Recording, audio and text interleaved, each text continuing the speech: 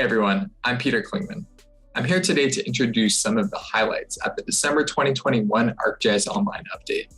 I'm going to demo some of the exciting new features in Map Viewer, the new table element in ArcGIS dashboards, 3 Instant Apps templates that are out of beta, and the new Create Layer experience.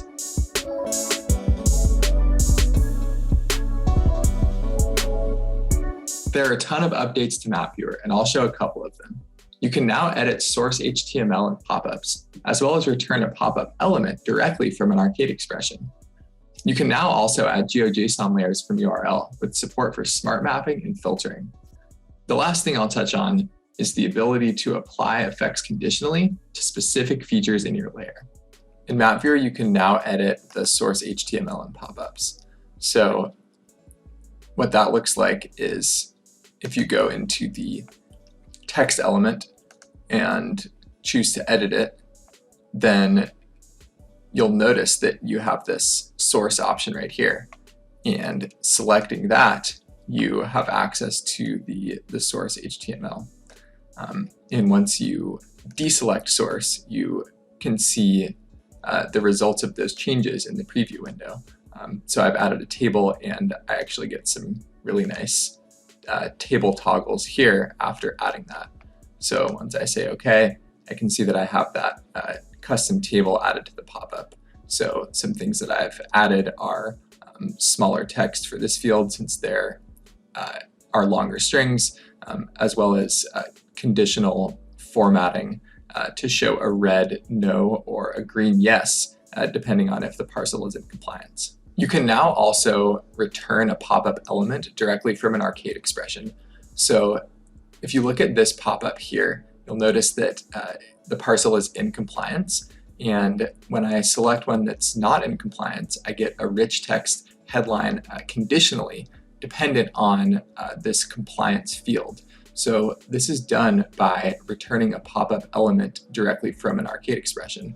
So you can now return a chart, a fields list, or rich text directly from the arcade expression and then use that in the pop-up. So that's what I'm doing here. I'm checking the value of the compliance field, and if it is yes, I don't return anything, and if it's no, then I return a rich text headline.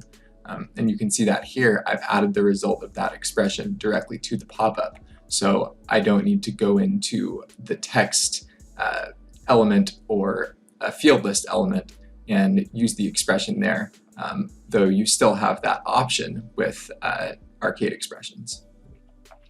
At this update, you can now also add GeoJSON layers from URL with support for smart mapping and filtering. So I've added the same data that I was showing in the last couple demos, but as a GeoJSON layer. So you'll notice that all of these options are available over on this panel. And this actually segues nicely into the last thing I wanted to show, which is feature-specific effects. Effects were added at the September 2021 update as a way to bring graphic design-like capabilities into your map. And at this update, you can now apply them to specific features. So I'll toggle on feature-specific effects, and I get prompted to add an expression. So let's say that I want to show only residential features. Right away, the map updates to show the selected effect for only the features that meet this filter condition. And it gives a really nice like gray effect, de-emphasizing effect for the features that don't meet the filter condition. So I can go through and select some others as well and choose the one that works best for my data and base map. There are some for dark base maps down here. It really encourages exploring your data and getting creative with the map.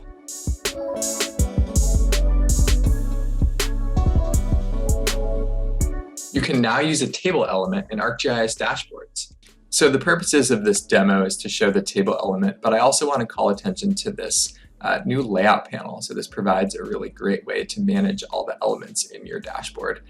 But for now, I'll go ahead and add a table element, select my parcels layer, and for this demo, I'll create a table based on the features. You can also use grouped values. I'll go ahead and add the zoning field. I'll add if it's compliance, and I'll also add the appraised value, and we can sort by the appraised value and descending. So really quickly, I've chosen to show features in descending order based on the appraised value of the parcel.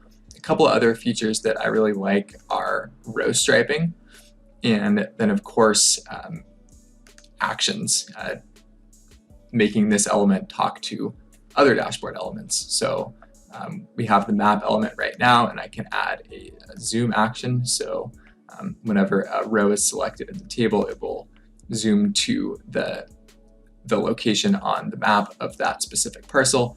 And then I'll also add a show pop-up, since there's a lot of information that we want to show in the pop-up that is not being displayed in the table right now.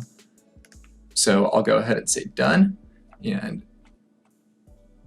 we get this really nice looking and clear table, descending order, and I can select any of these features in it, and it will zoom to the location on the map and also show the pop-up.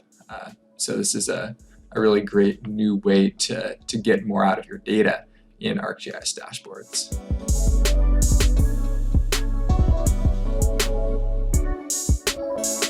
Countdown, Chart Viewer, and Slider are all out of beta at this update. Countdown provides an intuitive way to rank features in your layer based on an attribute and provide a way to interact with that data. So if I select Countdown, I'm counting down the top 10 features based on appraised value. And I can go through this panel here, see a nice pop-up display for each feature, and see each feature highlighted on the map. So this is a really great way to highlight those features that stand out in your data set.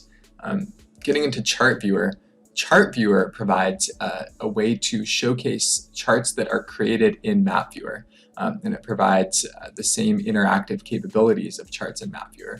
So again, I'm showing the distribution of appraised value this time, and I can select some of these bars in the histogram, and it will highlight those features on the map. So again, I can, for example, see this outlier up here. I can select that, and I can see exactly where on the map that highly appraised parcel is.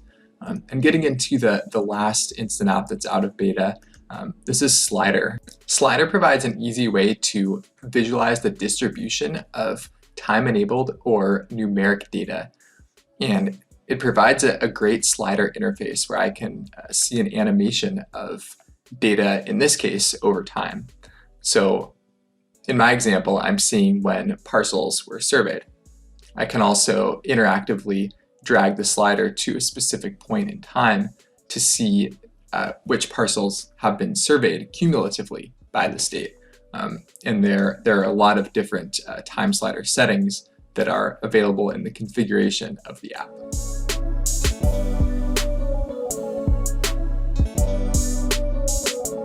Creating feature layers in ArcGIS Online has been improved, with highlights such as defining sublayers when creating the feature layer. Creating feature layers has been redesigned at the December 2021 update.